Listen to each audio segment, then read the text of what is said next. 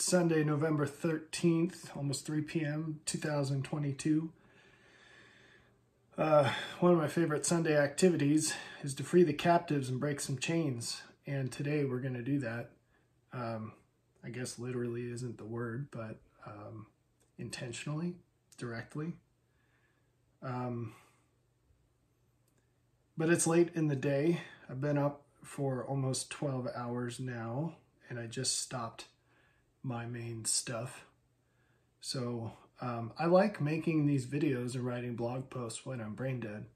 And the reason for that is that you're gonna laugh at it. I'm a little too intense when I'm fresh. So you probably, if you've watched any of my videos, you're like, holy cow. I've got a high capacity water pump, gasoline operated, because we had a little sewage catastrophe a couple of years ago and I needed to buy that. Anyway, this thing, when it just gushes water, it's a giant pipe, whatever.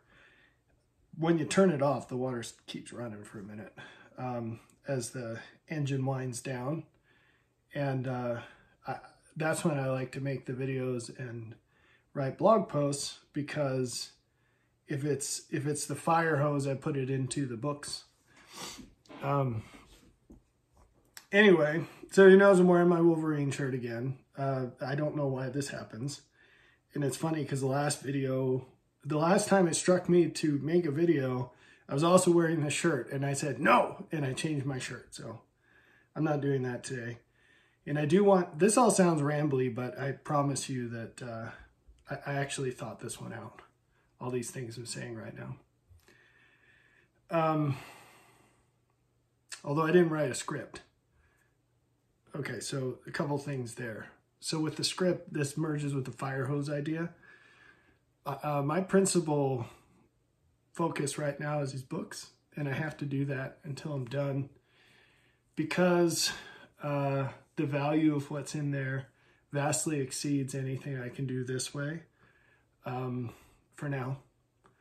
So in the gospel, as you begin to learn more and more, you'll find that in ministering to others, there are things you can do to do more than you otherwise could. That probably seems self-evident. So let's take it a little further and dig into some mysteries a little. So I've mentioned this one before. Jesus calls that lady a dog. He didn't want to be mean to her. Jesus is the opposite of mean. He's literally the opposite of mean.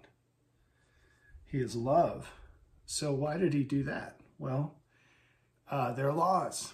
There are laws that he lived by. And I saw this on a podcast the other day. These two people were positing about what's God's relationship to law. Is he bound by law or not?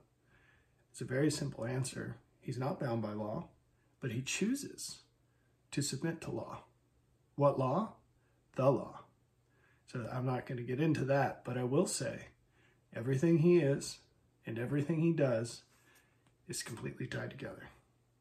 So if you want more of the power of God, how do you find it?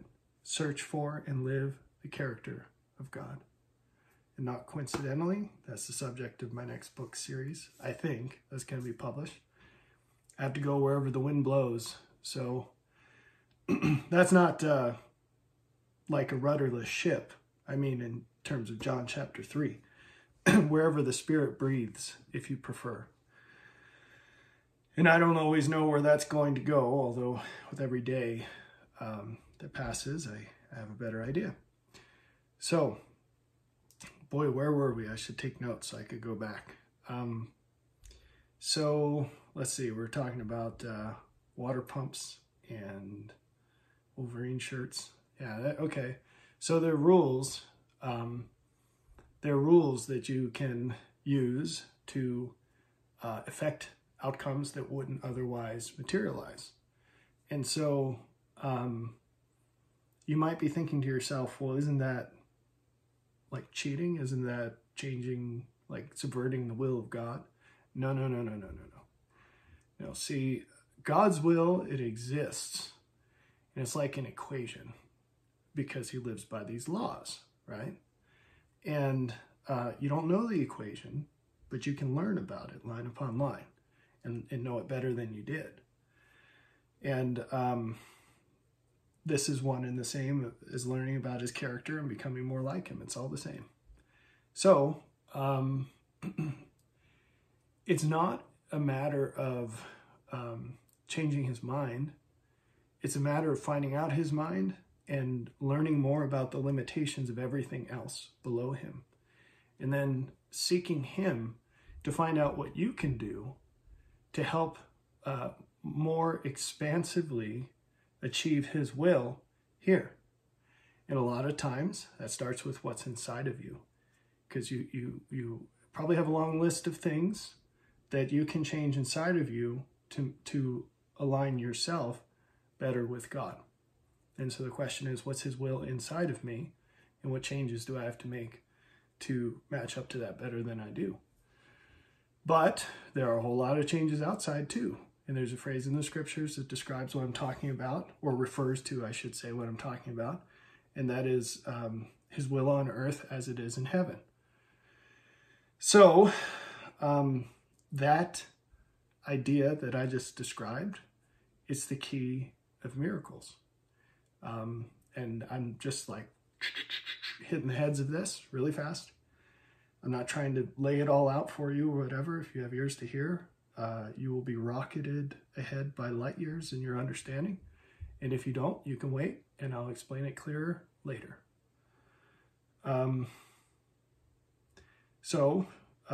Miracles are not about changing the will of God. They're about helping the will of God more fully happen here as it is in heaven. So there are these little secrets, which is probably not the best way to describe it. Unknown things, mysteries, but they work. I mentioned in another video, faith is like, it's in through faith, this phrase, that faith is a mechanism and it's just like turning a screw. So that's how miracles are too, believe it or not, right? But that mechanism, so babies don't know that you can, that there's such a thing as a screwdriver and you put it on here and you turn it and such a thing as a screw, and why would you even want that? And all these, and they can't even think at that level, right? And we're like babies, but you can come up to the point where God says, this is a screwdriver and this is a screw and this is what this is good for. And this is how you do it. And that's the way that, that is the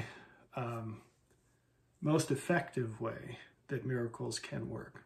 There are lesser ways that aren't as good because they are so much more limited in what you can do and when you can do it. So if you think about Jesus, he was not limited in what he could do or how often he could do it. And that's why his life was full, his ministry was full of these miracles that had never been seen in such quantities or qualities. So this video is not about miracles, but the reason I went down that path was I wanted to talk about how Jesus did things intentionally all the time.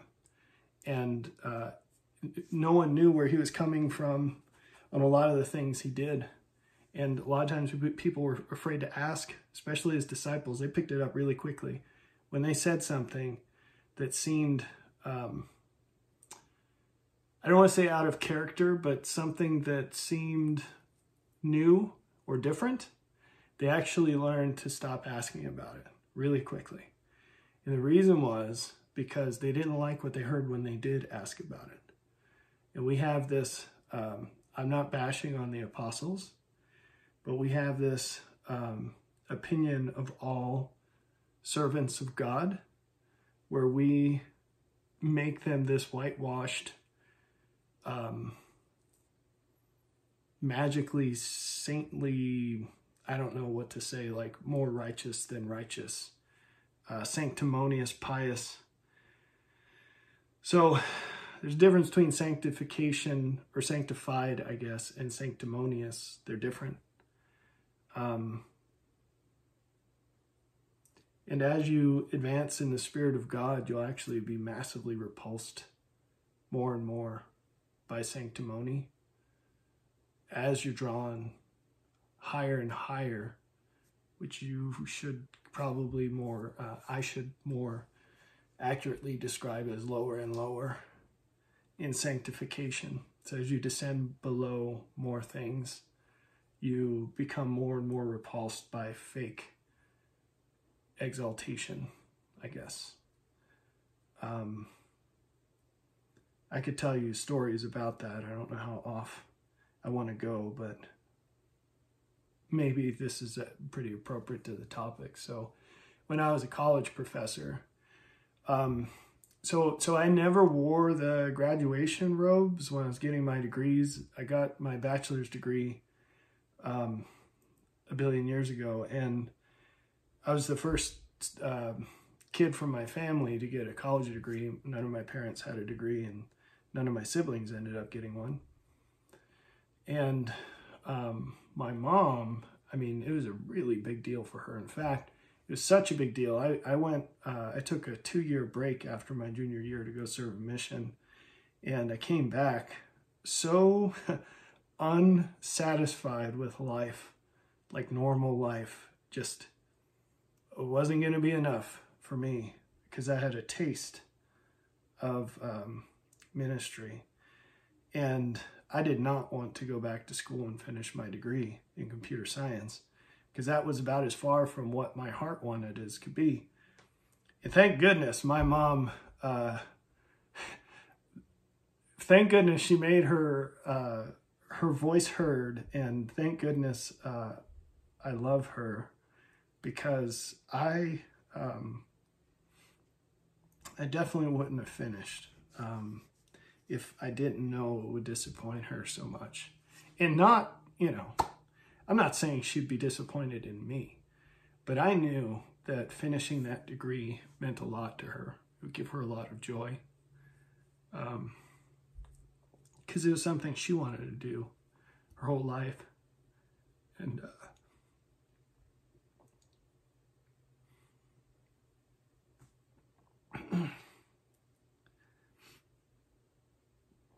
she was a single mom, and we were really poor.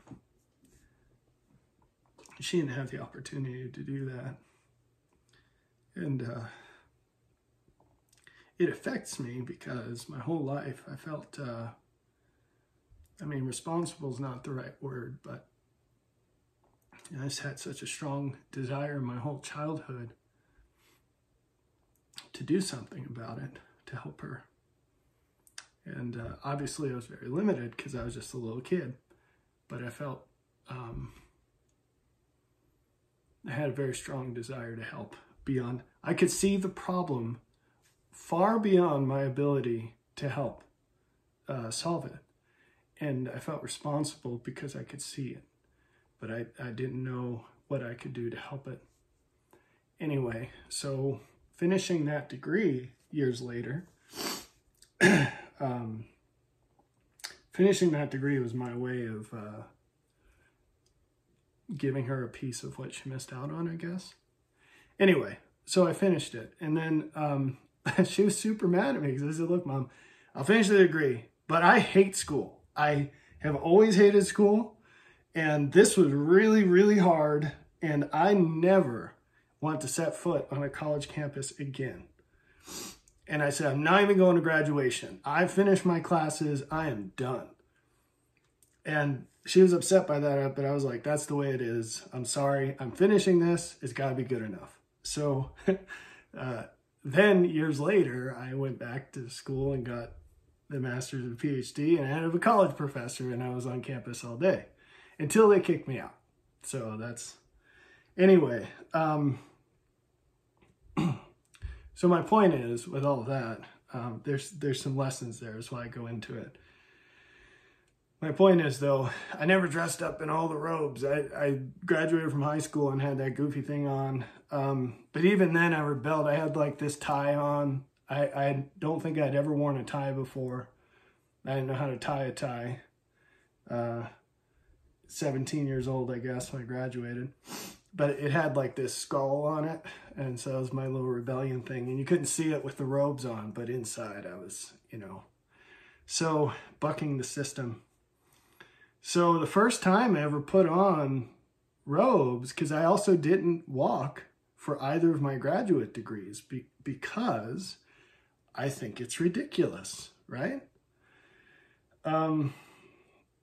So I just have never had a thing for ceremony. I was in the Army for 10 years and I hated all that. And I started enlisted, I became an officer. So there's a lot of ceremony stuff to do. And you're in uniform all day. I remember one time I went to airborne school once.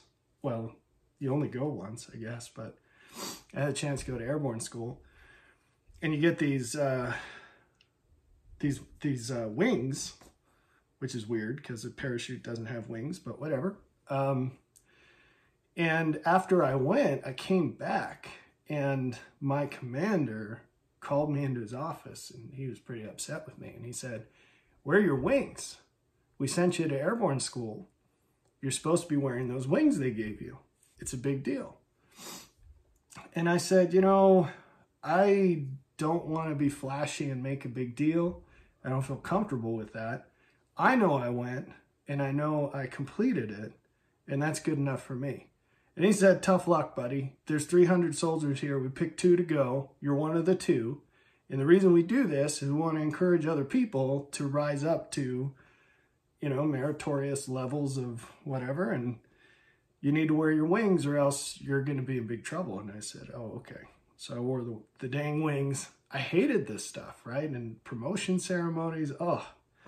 So I have this aversion to that. And so I tried not to go to the commencement ceremonies at the university. And then they kind of cracked down on that and made us all go. So the first time I actually wore the PhD robes and the funny hat and everything was for other people's graduation. So that was weird. And I think I only wore them one time, which is funny. And I felt absolutely ridiculous. So there's that. So why do I go into all that? There's actually a whole lot to say about this. Totally doctrinally, tightly bound. But this is why I'm saying all that. Jesus intentionally did things to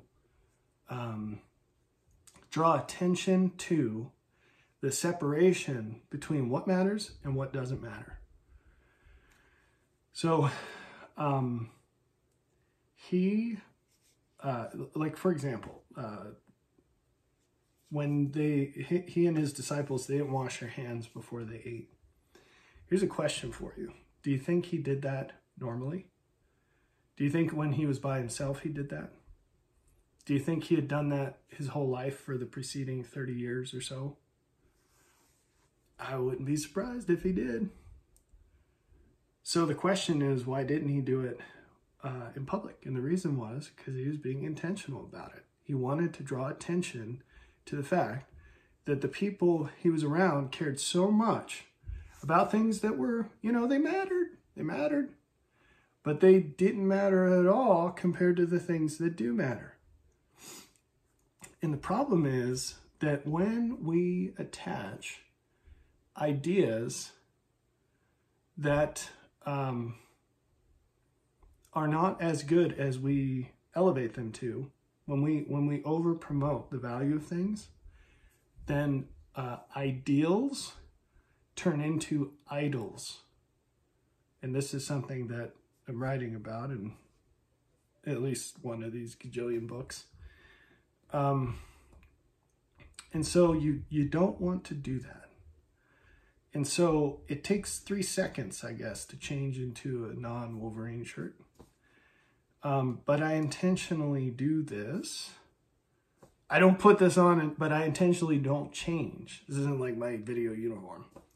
I intentionally don't change because sometimes it's good to show what matters and what doesn't matter. Now, I understand the value of outward expression of reverence. And I won't go into all the details, but I have a protocol when I'm one-on-one with God. But my public prayers are very different than my private prayers because they're constrained by the level of light of those who are in my company. I don't have permission, and the Spirit will not attend. Attend's not enough.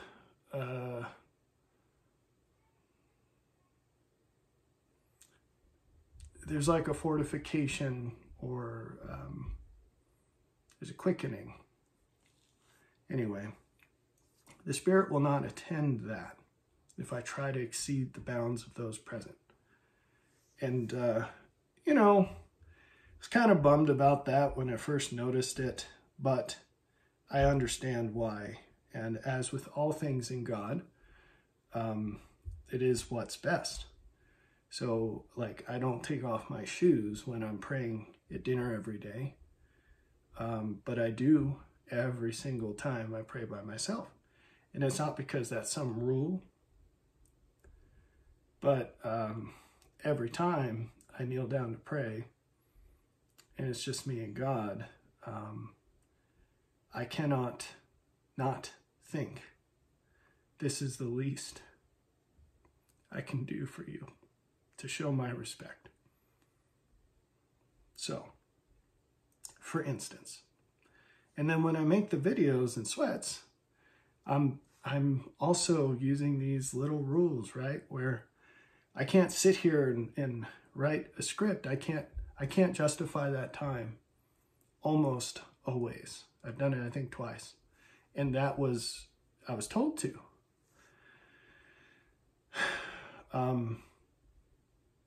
So by not writing a script, I get permission to make videos that I wouldn't otherwise be able to make. And when I make them in a quick break between sets in my workout that I'm only lifting weights to pump up the oxygen in my brain, get the endorphins going so I can keep writing for an extra hour or something, or trick my body into waking up at 3 a.m. Or whenever, sometimes unfortunately much earlier. 3:30 is like my ideal. So that's a weird can you imagine waking up at 3:30 and be like, yeah, I slept in, and just feeling like Superman because you got 5 hours of sleep instead of 3? Anyway, or whatever the numbers are.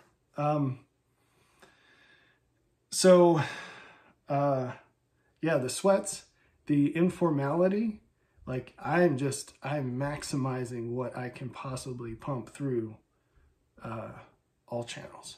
So this was supposed to be about Psalm 107, and I didn't even start talking about it.